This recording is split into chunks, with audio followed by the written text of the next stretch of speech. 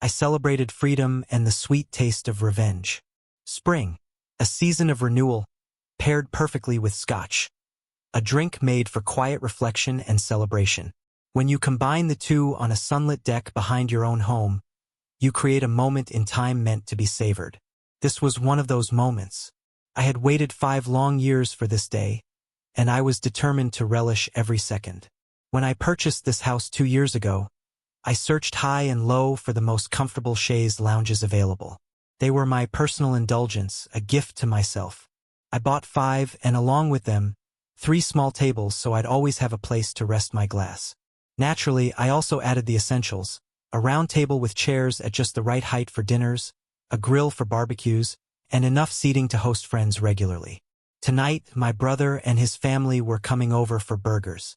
But this hour, it was all mine. It was my moment of celebration, of freedom, and yes, of revenge.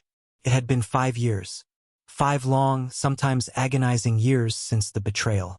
In those years, I'd spent countless hours trying to make sense of it all. But even now, I was no closer to an explanation. I suppose that's how it often goes. One person is happily married, while their spouse is busy seeking someone else. One remains blissfully unaware, while the other knows everything and keeps it a secret. She was a master of deception, truly. Everyone adored her. My parents cherished her as if she were their own daughter, and the entire family was blindsided by the gut-wrenching betrayal when she left to marry her lover. There were no signs, no warnings, not a single clue to suggest she was planning to leave. How could I have been so blind? How could I have missed the lies circling around me? In all the years I've pondered those questions, I've only ever arrived at one answer: trust. It's really that simple. Trust. When you trust someone, you don't search for lies. If she says she's working late, meeting the girls from the office, or going shopping, you believe her. If she showers after work, you assume it's because she wants to feel fresh for you. Trust blinds you. Trust makes you foolish. These thoughts had kept me awake more nights than I could count. I was deep in them now, staring off into the horizon, when I heard the French doors swing open.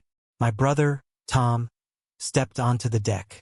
"How long have you been sitting out here by yourself?" he asked. "Just about an hour," I replied. "After a long, cold winter. I'm letting the sun thaw out my bones." "You sound like Papa," Tom teased. "Daddy knows what he's talking about," I said with a chuckle. "Funny how the older I get, the smarter he seems. You weren't saying that when he caught you in the basement with... What was her name? Cheryl?" "Oh no," I groaned. "That was a bad day." "How old were you?" "I was a senior in high school," I said, shaking my head at the memory. Cheryl had just taken off her top for the first time. I was over the moon. Then Dad caught us. His eyes widened, and for a second, I thought he might want to join in. But instead, he just shook his head, told us to get dressed, and went back upstairs. I was mortified, but Cheryl was absolutely beside herself. I laughed, remembering. I took her hand as we walked upstairs, and I promised her I'd make things right with Daddy. She was trembling like a leaf. When we reached him, I turned and said, "I'm sorry, Daddy, but we love each other." He just shook his head and said, "Not yet. Maybe someday. It's not love until you can face all the immutable realities of life." "What did he mean by that?" Tom asked. "I still don't know," I admitted, grinning. Then he turned to Cheryl and said, "Cheryl, my wife and I couldn't think more highly of you if you were our own daughter. But this boy's hormones are out of control, and you need to rein him in. Do you understand?" Cheryl nodded, still shaking like a leaf. Then he added, "Believe me, I get it. But you both have a long life ahead of you, and you need to be sensible. I'm sorry for barging in on you. That's part of life, too." "He apologized?" Tom asked, incredulous. "Not to me," I said with a laugh. "He had a few more words for me after I walked Cheryl home. But yes, he apologized to her. Wow, I've never seen my father apologize before. That was the only time." "What happened to Cheryl?" "We dated for the rest of that year, but then it fizzled out. Dad was right, it wasn't love. Still, it was one of the best times of my life. She married a banker or something, didn't she?" "Yeah, he's some investment guy. I met him once, he seems nice enough." Cheryl's happy as far as I know. They have 2 kids now. It's strange how life twists and turns in unexpected ways. In fact, I said, I got an angry phone call earlier today. Tom raised an eyebrow. You wouldn't happen to know anything about that, would you? I didn't reply, but my smile gave me away. You waited 5 years, Tom said. I figured it wouldn't happen immediately, I admitted. So I was patient. I listened to the stories. She was here, he was there, and they were both with other people. That's when I decided it was the right time. So you hired a private investigator. Of course. I'm a busy man. I couldn't suppress my grin. You knew this was inevitable, didn't you? Tom asked. Once a cheater cheats, they'll always cheat. And when 2 cheaters marry, it's just a matter of time before one cheats first. Tom looked down, shaking his head. What exactly did you do?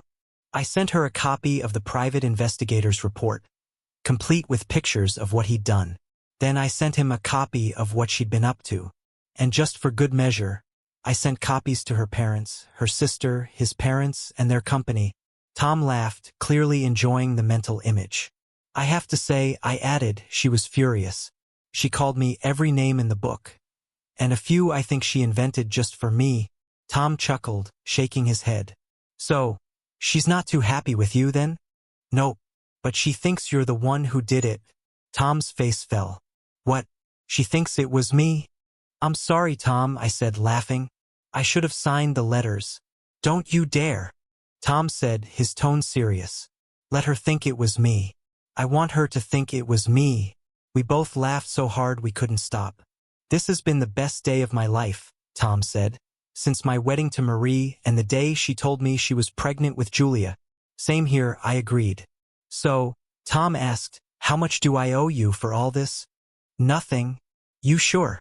Hey, what are brothers for? We spent the next half hour sipping our drinks and chatting about our families. The conversation was light and warm, but soon we heard the front door open and the sound of little feet running down the hallway. The girls were home. Before long, Tom's wife, my wife, and our 2 daughters joined us on the deck, excitedly sharing details about their shopping trip. We nodded, pretended to listen, and marveled at just the right moments. Then we each got a kiss on the cheek before the women returned inside. The sun was beginning to set, so Tom and I decided to follow them. Not long after, our parents arrived with Tom's 2-year-old daughter. The evening became a whirl of stories.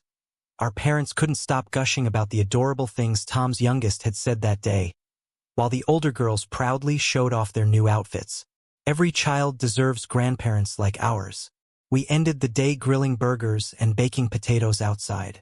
The wives made a fantastic salad to accompany the meal.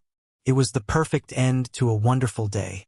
It's funny how wives can act like they don't know what their husbands have been up to, then find a subtle way to call them out.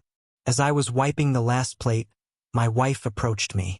I heard about that little stunt you pulled today, she said. Yay for me, I joked. I was on my best behavior today. Best behavior?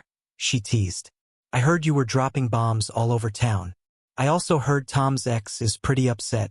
I tried to keep a straight face, but my pride betrayed me. I was just settling the score, I admitted, getting a little revenge on someone who deserved it 5 years ago. She studied me for a long moment, as if weighing her options. Then she leaned in, kissed my cheek, and said, You're right. She did deserve it. Family takes care of family. Are you going to bed? She asked. In a minute, I replied. Jimmy? Yeah. Have you calmed down yet? Yes, I think I have. She never felt the pain she caused when she betrayed Tom. Now, though, she feels it. Was I a little vindictive? Sure. But Tom moved on. He found a wonderful woman, fell in love again, and left the pain of his first marriage behind. I was the one who couldn't let go of the betrayal. Do I regret what I did? No, I didn't do anything. I just allowed a little light to shine into the darkest corners of their lives. It was delayed revenge. It was well-deserved revenge. The end. Subscribe to my channel. Thank you.